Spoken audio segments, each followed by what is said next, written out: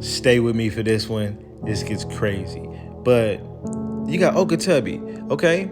It says the Medina Citizen gives some further facts in the relation to the recent marriage of the Indian and YT women, of which some account has been published. Okah Tubbe acknowledges that he has another wife to whom he has been married 15 years and had 3 children by her. This squaw was at Buffalo at the time of his marriage. The Indian says that he was married to his first wife only for a term of years, according to the custom of the nation, that the time had expired and he had renounced her, basically divorced, as the laws of the Choctaws permitted him to do. The YT woman, who is married to the Indian now, is 40 years of age and has been an inmate in the Utica Asylum, which she evidently left too soon. So I first saw this. This was the first article I saw, and it says, "Damn, I was just laughing." They talking about how she crazy for marrying this person. Basically, she was in the asylum and she left too soon. I was like, boy, they be shitting on people in the newspapers. But then I kept looking at other articles, not even related to this, and I came across this. This one in 1851 in the Cincinnati Enquirer, and it says. First of all, I saw this thing right here that says Choctaw Chief was a Louisville Negro. So stay tuned. But I was like, okay, what's this Dr. Okah Tubbe? That's the same dude from the last thing, but he has a doctor right there. So it says here, some of the papers have published on account of a romantic marriage between Okah Tubbe, an Indian chief, rather famous as a flute player, as well as a worthless scamp. They talking about the worthless scamp he was with, and a YT woman, talking about the first marriage and then the new YT woman. And then it says, it now appears that Okah Tubbe acknowledges that he has another wife to whom he was married 15 years and the children by the young squaw, and he was at Buffalo at the time of the marriage. The Indian says that he was married to his first wife, blah, blah, blah. The same thing for the Choctaws, whatever. But then after that, it says the Baltimore Sun certainly don't take the papers, or it would have found out that the Choctaw chief is a Louisville Negro, okay? Louisville Negro. And this same thing was printed in multiple papers, okay? Here's Richmond Daily Times, and it says a romance spoiled, and some of the things talk about Okah Tubbe, a chief, Indian chief, flute player, all that stuff, right? But this one doesn't talk about, and it talks about the Choctaws, but doesn't talk about him being a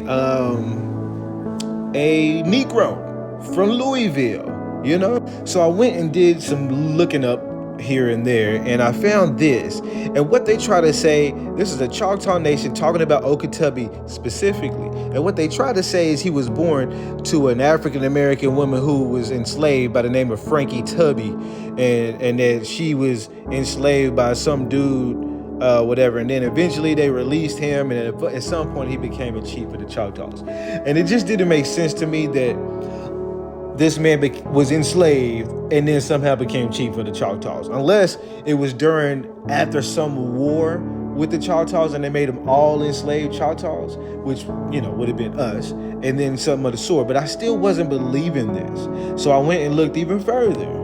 And just to show here that they're talking about the same person, in here it talks about him being a flute player.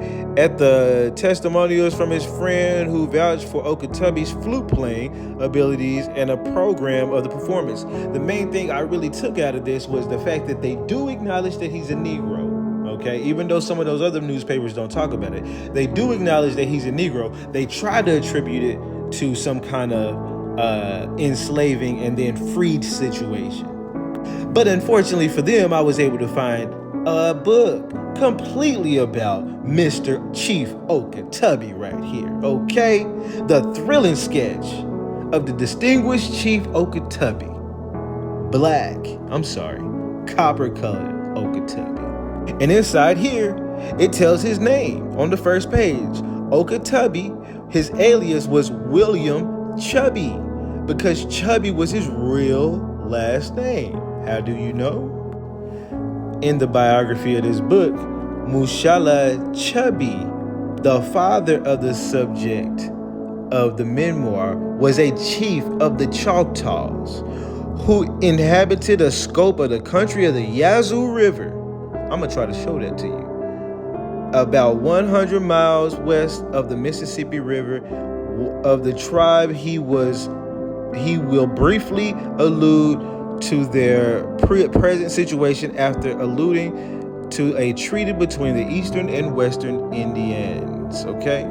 Couldn't find my Yazoo River document that showed the river, but whatever. Long story short, man, it just goes to show we got a chief named Okah Tubbe who was famous back then. And his dad was a famous chief. And they're trying to contribute that his mom was an enslaved person. How does that make sense when his dad was the chief? Okay, they had to tie some kind of slave story to it. And even if there was some kind of slave story based upon a war, with them leaving out the context of that war, it leads you to believe that it was some kind of enslaved African that got freed and became some kind of Choctaw randomly, and then all of a sudden just rose to the ranks of being a Choctaw chief. It doesn't make sense. But what does make sense is this guy was banging on some YT woman that made y'all mad enough to put it in the paper. Y'all was pissed.